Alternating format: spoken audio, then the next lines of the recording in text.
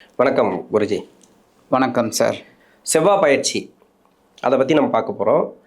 அதனுடைய இன்ட்ரோ மட்டும் கொடுத்துருங்க. இப்போ இந்த செவ்வாய் பகவான் தற்சமயம் மீன ராசியில் சனியோடு இணைஞ்சிருக்கார். இந்த பூமிக்காரகன் மங்களக்காரகன் சொல்லக்கூடிய இந்த செவ்வாய் பகவான் 11/5/2026 முதல் 20/6/2026 வரைக்கும் மேஷ ராசியில் ஆட்சி அமைக்கிறார். ஏன்னா மேஷ ராசி அவரோட சொந்த வீடு. அங்கே கிட்டத்தட்ட ஒரு 41 நாட்கள் அவர் சஞ்சாரம் பண்ண போகிறார். இது இந்த சனி பகவானை விட்டு விலகினோடனே அவருக்கு ஒரு சுபிக்ஷம் கிடச்சிடுறது, ஒரு டென்ஷன் குறைஞ்சிடுறது. அதுவும் அவரோட வீடு அப்படிங்கும்போது அவர் உற்சாகமாக நிறைய ராசிகளுக்கு நல்லது பண்ண போகிறார். ஆட்சி வீடு அதனால் நிறைய பேருக்கு நல்லது பண்ண போகிறார். அந்த வகையில் ஒவ்வொரு ராசிக்கும் இந்த செவ்வாய் பகவான் என்ன மாதிரி ஒரு பலன்களை கொடுக்க போகிறார் அப்படிங்கிறத நம்ம இப்போ பார்ப்போம். இப்போ இந்த செவ்வாய் பயிற்சி இதை பற்றி பார்க்குறோம், சுக்கிர பயிற்சி பற்றி பார்க்குறோம், சூரிய பயிற்சி அப்படின்னு, அதாவது தமிழ் மாத ராசி பலனும் நம்ம சொல்லிட்டு வரோம். 15 நாளைக்கு ஒரு முறை, 20 நாளைக்கு ஒரு முறை, இல்லை மாதத்தில் 4 சப்ஜெக்ட் பயிற்சிகள் இருக்குது. ஆனால் இதிலெல்லாம் என்ன மாற்றங்களை கொடுத்துரும் அப்படின்ட்டு ஒரு சில பேர் நினைக்கலாம். ஆனால் என்னோட கிளைண்ட்டு இருக்காங்க இல்லையா, அவங்களுக்கு ஜாதகம் சொல்லி முடித்த பிறகு அவங்கக்கிட்ட ஒரு சில கேள்வி, அதாவது நீங்கள் என்ன கேள்வி கேட்குறீங்க இந்த மாதத்தில் சொல்லுங்கள், அந்த கேள்வி தான் நான் இப்போ முன் வைக்கிறேன். அதாவது ஜாதகம் பார்க்க வர்றவங்க மட்டும் இல்லாமல் ஒரு சில பேர் கமெண்ட்ஸ்லேயும் கேள்வி கேட்டிருக்காங்க. அந்த கமெண்ட்ஸில் வரக்கூடிய கேள்விகளை தான் இப்போ நான் உங்கள்கிட்ட முன்வைக்கிறேன். அதே மாதிரி உங்களுடைய கிளைண்ட் இருக்காங்க இல்லையா, அவங்க கமெண்ட்ஸில் கேட்ட கேள்வி தான் நான் முன்வைக்கிறேன். ஏன்னா ஒவ்வொருத்தரோட எதிர்பார்ப்பு கன்ஃபார்மாக இருக்கும், ஏதோ ஒரு எதிர்பார்ப்பு இருக்கும். ஏன்னா இந்த மாதத்தில் நடக்குமா, இப்போ செவ்வாய் ஆட்சி ஆகி நிற்கிறாருனாக்கா ஒரு சில பேருக்கு பண வரவை எதிர்பார்த்துட்டு இருக்கலாம், திருமணத்துக்காக எதிர்பார்த்துட்டு இருக்கலாம், ஒரு சில பேர் முதலீடுக்காக எதிர்பார்த்துட்டு இருக்கலாம். அது இப்போ குரு பயிற்சி ஆன பிறகு தான் கொடுக்கும், இல்லை சனி பயிற்சி ஆன பிறகு தான் கொடுக்கும், இல்லை ராகுகேது பயிற்சிக்கு தான் கொடுக்கும் அப்படின்னு கிடையாது. அது அந்த ராகுகேது பயிற்சியோ குரு பயிற்சியோ அது ஒரு காமனாக மொத்தமாக சொல்லிடுவாங்க. அது எப்போன்னு ஒன்று இருக்கு இல்லையா, அது செவ்வாய் ஆட்சி ஆகி நிற்கும் போதும் இருக்கலாம். இன்னொன்று சுக்கிரன் அந்த பயிற்சிகளில் கூட நிற்கலாம், ஆட்சி ஆகி நிற்கும் போது கூட இருக்கலாம். அதாவது கோச்சாரத்தில் ஒரு சில கிரகங்கள் பார்வை சேர்க்கை இருக்கு இல்லையா, அந்த டைமில் கூட நீங்கள் நினச்சதை நடக்கலாம். அதுக்காக தான் ஒவ்வொரு பயிற்சிக்கும் நம்ம விளக்கங்களை கொடுத்துட்டே வரோம். அதன்படி பார்க்கும்போது கடகராசி, இந்த கடகராசிக்காரர்களுக்கு மேஷ ராசியில் வரக்கூடிய செவ்வாய் பகவான் ஆட்சியாகி ராசியை பார்க்கறது எப்படி இருக்கும் இந்த செவ்வாய் பயிற்சி?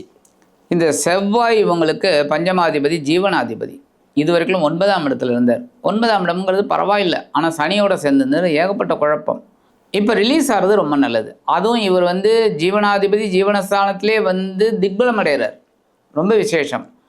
அப்போ இவங்களுக்கு ஒரு பெரிய பாசிட்டிவ் எனர்ஜி கண்டிப்பாக இந்த காலகட்டத்தில் கிடைக்கும். ஒரு வேகம், ஒரு இவ்வளோ நாள் கொஞ்சம் ரொம்ப அமைதியாக இருந்தாங்க, சோகம் அப்படின்னு சொல்லலாம், இல்லை ரொம்ப ஒரு விரக்தியாக இருந்தாங்க, அவங்களுக்குலாம் இந்த காலகட்டம் மாறும். ஏன்னா செவ்வாய் ஆட்சி அமைத்து அவங்களுக்கு ஒரு பூஸ்ட் பம்பை கொடுக்க போகிறார்.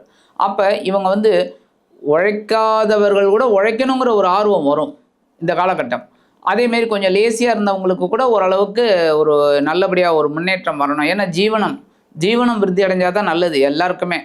இப்போ ஒரு இடத்துல வேலை செய்கிறோம் அப்படின்னா சம்பளம் வந்தால் தான், ஒரு தொழில் அப்படின்னா லாபம் வந்தால் தான். அப்போ ஜீவனம் ரொம்ப முக்கியம். அப்போ இந்த ஜீவனாதிபதி ஜீவனஸ்தானத்திலே ஆட்சி அமைக்கிறாருங்கும்போது ரொம்ப விசேஷமான பலன்கள் இந்த காலகட்டத்தில் கண்டிப்பாக கிடைக்கும். இதெல்லாம் இவங்க உபயோகப்படுத்திக்கணும், இதை பிடிச்சிக்கிட்டா தான். ஏன்னா இந்த செவ்வாய் பயிற்சிங்கிறது ஒரு 41 நாட்கள். அந்த 41 நாட்களில் நம்மளோட வாழ்க்கை தரத்தை கொஞ்சம் உயர்த்திக்கணும். ஆமாம். இப்போ செவ்வாய் படிக்கிற நபர்களுக்கு எப்படி இருக்கும் செவ்வாய் பயிற்சி? படிக்கிற குழந்தைகள் அப்படிங்கும்போதே இந்த செவ்வாய் பகவானோட பார்வை பார்த்திங்கன்னா ஜென்மராசியில் விழுறது. அதனால தான் இந்த கேள்வி கேட்குறேன். ஏன்னா குழப்பம் நிறைய இருக்கும். குழப்பம் இருக்கும். ஏன்னா செவ்வாய் பார்த்தாலே கொஞ்சம் ஒரு மாதிரி இருக்கும், வேகம் தான் இருக்கும், உணர்ச்சி அதிகமாக இருக்குமே தவிர படிப்பில் ஒரு கான்சன்ட்ரேஷன் குறைஞ்சிரும். அந்த கான்சன்ட்ரேஷனை இவங்க கொண்டு வரணும். அந்த கான்சன்ட்ரேஷனை கொண்டு வந்தாங்களாலே ரொம்ப அற்புதம். ஏன்னா இந்த கடகராசிக்கு சாதாரணமாக செவ்வாய் ஒரு நன்மை செய்யக்கூடிய ஒரு 5-10 கூடையவர். ஆமாம், அதனால் நன்மை செய்வார். அப்படிங்கும்போது படிக்கிற குழந்தைகளுக்கு ஒரு முன்னேற்றம் கண்டிப்பாக கிடைக்கும். கான்சன்ட்ரேஷன் வச்சுக்கணும், அதிகப்படியான முயற்சி எடுக்கணும் எதுவாக இருந்தாலும். கரெக்ட். ஏன்னா இப்போ லீவில் இருக்காங்க, அது வேற கதை. இருந்தாலும் அவங்க படிப்புக்காக முயற்சி பண்ணுவாங்க, வேற மேல் படிப்புக்காக, இல்லை அடுத்தது என்ன பண்ணணும் அப்படின்ட்டு. இது எல்லாமே ஒரு நல்ல ஒரு முயற்சி எடுக்கணும். ஏன்னா கண்டிப்பாக உயர்கல்வி அப்படிங்கும்போதே எல்லாருமே அப்போல்லாம் தாயார் தகப்பனார் என்ன சொன்னாங்களோ அதுதான் படித்தாங்க. நீ பிஏ படி பிகாம் படி அப்படின்னா சரின்றுவாங்க. இவங்களுக்கு வருதோ வரலையோ அதை போயிடுவாங்க. ஆனால் இப்போ இந்த குழந்தைகள்லாம் ரொம்ப ரொம்ப சுட்டி. அப்போ இவங்க டிசைட் பண்ணுறாங்க உயர்கல்வி என்ன படித்தா நல்லாயிருக்கும் அப்படின்னு. அப்போ அந்த கான்சன்ட்ரேஷனை கரெக்டாக கொண்டு வந்து படித்தாங்கனால நல்ல முன்னேற்றம் இந்த குழந்தைகளுக்கு கண்டிப்பாக கிடைக்கும். ஓகே, நல்லது. திருமணத்துக்கு உண்டான காலமா? ஜென்ம ராசிக்கு வந்து செவ்வாய் பார்க்குறார். ஏன்னா ராசிக்கு செவ்வாய் பார்க்குறது மங்களக்காரகன்னு சொல்கிறோம். எனக்கு தெரிஞ்சு வந்து சனி பார்க்கும்போது அந்த செவ்வாய் பார்வையில் பட்டாலே இல்லை ஒன்று சனி செவ்வாய் சேர்ந்தலை ஒரு சில பேருக்கு திருமணம் கூடி வரும். இப்போ கூடி வருமா திருமண ரீதியாக? இப்போ ஜென்மராசியை பார்க்க போகிறார் அப்படிங்கிறது இவர் மங்களக்காரகன் கண்டிப்பாக ஏற்படுத்தி கொடுக்கக்கூடிய ஒரு வாய்ப்பு. அதே சமயம் குருவும் வந்து ஜென்மராசிக்கு வரப்போகிறார், உச்சமடைகிறார் வேற.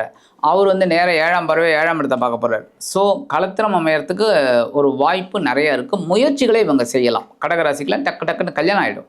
ஓகே, கடகராசியில் இருக்கக்கூடிய பெண்களுக்கும் சரி ஆண்களுக்கும் சரி, நான் ரொம்ப நாளாக ஒரு சில பிரச்சனைகள் என்னென்னா, வேலையில் மதிப்பு மரியாதை இல்லை, வேலையில் வந்து உயர்வுகள் இல்லை, அதாவது ப்ரொமோஷன் எதுவும் இல்லை, நிறைய பேருக்கு பிரச்சனைகளை சந்திச்சுட்டு வராங்க. இப்போ கடகராசிக்கு வந்து 4ஆம் இடத்துல வந்து செவ்வாயோட பார்வை. இந்த ராசிக்கு 5 குடைய கிரகம் 10ஆம் அதிபதி, தொழில் சாணாதிபதி அவர், அதாவது யோகாதிபதினு சொல்லலாம். முழுமையான யோகம் செய்யக்கூடிய கிரகம், அதாவது சந்திரனை விட ஒரு படி மேலே. ஆமாம், அவ்வளோ யோகத்தை கொடுக்கக்கூடிய கிரகம் 4ஆம் இடத்தை பார்க்கறது வேலை ரீதியாக மாற்றங்களை கொடுக்குமா? வேலை ரீதியாக எப்படி இருக்கும் இவங்களுக்கு? கண்டிப்பாக இந்த 4ஆம் இடத்தை ஜீவனாதிபதி பார்க்குறாருங்கும்போது உத்தியோக ரீதியாக அவங்களுக்கு இடமாற்றம், பதவி மாற்றம் இதெல்லாம் கிடைக்கிறதுக்கு வாய்ப்பு இருக்குது. எதிர்பார்த்தவங்களுக்கு வேண்டாம். ஏன்னா நிறைய பேர் வந்து ஒரே உத்தியோகத்தில் நல்லபடியாக ஸ்டாண்ட் பண்ணி அவங்க மட்டும் வந்து இருப்பாங்க. ஏன்னா தசாபுக்தி நல்லா ஸ்ட்ராங்காக இருக்கும். ஏன்னா வரக்கூடிய தசைகள்லாம் 2 நல்ல தசையாக இருந்ததுனாலே போதும். அது ஒரு 19 வருஷம், இது ஒரு 17 வருஷங்கும்போது நல்லபடியாக போயிடும். அப்போ இவங்களுக்கு அந்த லாங் ஸ்டாண்டிங் ஒர்க் பண்ணுறவங்களுக்கு ஒன்றும் பிரச்சனை இல்லை. அதே சமயம் இப்போ 4ஆம் இடத்தை பார்க்குறாருங்கும்போது கண்டிப்பாக இவங்களுக்கு சொத்து சேர்க்கை உண்டாகிறதுக்கும் வாய்ப்பு இருக்குது. ரொம்ப நாளாக வீடு மனை வாகனம் இதெல்லாம் வாங்கணும்னு நினைக்கிறவங்களுக்கு நல்ல ஒரு முன்னேற்றம். அதேமாதிரி உத்தியோகத்தில் இடமாற்றம் இல்லை உத்தியோகத்தில் ஒரு முன்னேற்றம், ஏன்னா பதவி மாற்றம் கூட கிடைக்கும். இப்போ சாதாரணமாக ஒரு வந்து அசிஸ்டன்ட் மேனேஜராக இருப்பார், டக்குன்னு அவங்களுக்கு மேனேஜர் ப்ரொமோஷன் கிடைக்கும். அந்தமாரி ஒரு ப்ரொமோஷனோட கூடிய ஒரு இடமாற்றம் இவங்களுக்கு கிடைக்கிறதுக்கு வாய்ப்பு இருக்குது. இப்போ அதாவது வேலை மாறியாச்சு, இல்லைனா இடம் மாறியாச்சு, ஆல்ரெடி வேலை போயிட்டுருக்கு, அவங்களுக்கு வேலை நல்லா இருக்கும், அவ்வளோதான், நல்லாயிருக்கும்.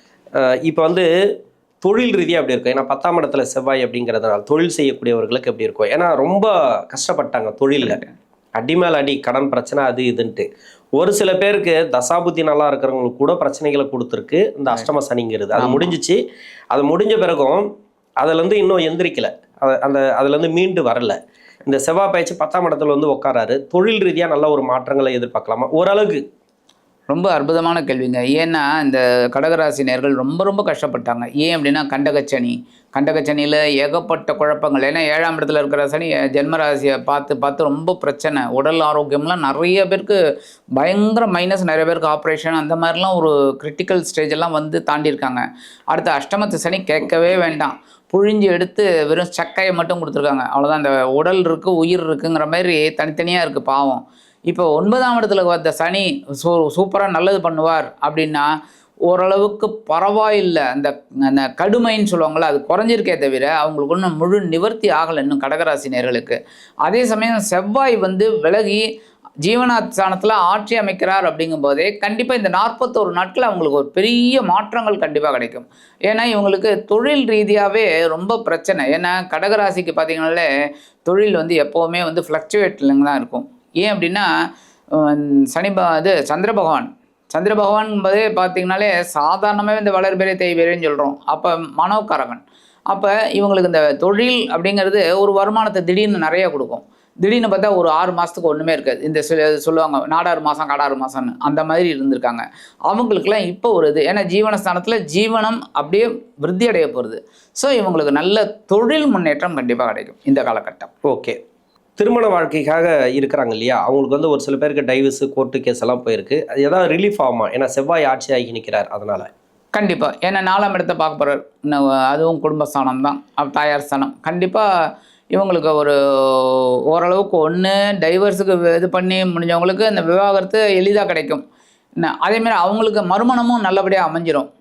இல்லை இந்த விவாகரத்தே வேண்டாம், நம்ம ஒற்றுமையாக இருக்கலாம் அப்படின்னு நினச்சா கண்டிப்பாக கணவன் மனைவி உறவு மேம்படும். அதாவது நல்ல முடிவு எடுப்பாங்க. ஆமாம், ஜென்ம ராசியை செவ்வாய் பார்க்கறதுனால ஒரு நல்ல மங்களகாரகன் பார்க்கறதுனால ஓரளவுக்கு நன்மைகள் அமையும். ஓகே, பரிகாரம் இந்த கடகராசிக்கு பரிகாரம் பரிகாரம் அப்படிங்கும்போது கண்டிப்பாக முருகப்பெருமான் வழிபாடு, அது ஒரு அர்ச்சனை பண்ணிட்டு வந்தாலே போதும். செவ்வாய்க்கிழமை போயிட்டு குடும்பத்துக்கு ஒவ்வொருத்தருக்காக பண்ணணுங்கிற அவசியம் இல்லை. ஒரு இப்போ குடும்பத்தில் 5 பேர் இருக்காங்கன்னா 5 அர்ச்சனை பண்ணணுங்கிற அவசியம் இல்லை. பரிகாரத்துக்கு பண்ணலாம். ஆனால் இந்த மாதிரி ஒரு செவ்வாய் பயிற்சி அப்படிங்கும்போது ஒரு அர்ச்சனை பண்ணாலே போதும். ரொம்ப விசேஷம். செவ்வாய்க்கிழமை முருகப்பெருமானுக்கு அர்ச்சனை பண்ணுறது, இல்லை நவகிரகங்கள் உள்ள செவ்வாய் பகவானுக்கு பண்ணுறது ரொம்ப ரொம்ப விசேஷம். ஸோ இந்த மாதிரி பண்ணினாலே இந்த கடகராசி நேயர்களுக்கு இந்த 41 நாட்கள் செவ்வாய் பகவான் ஜீவனஸ்தானத்தில் இந்த ஜீவனாதிபதி ஆட்சி அமைத்து அற்புதமான ஒரு முன்னேற்றத்தை கண்டிப்பாக கொடுப்பார் என்று கூறி விடைபெறுகிறேன். நன்றி. நன்றி.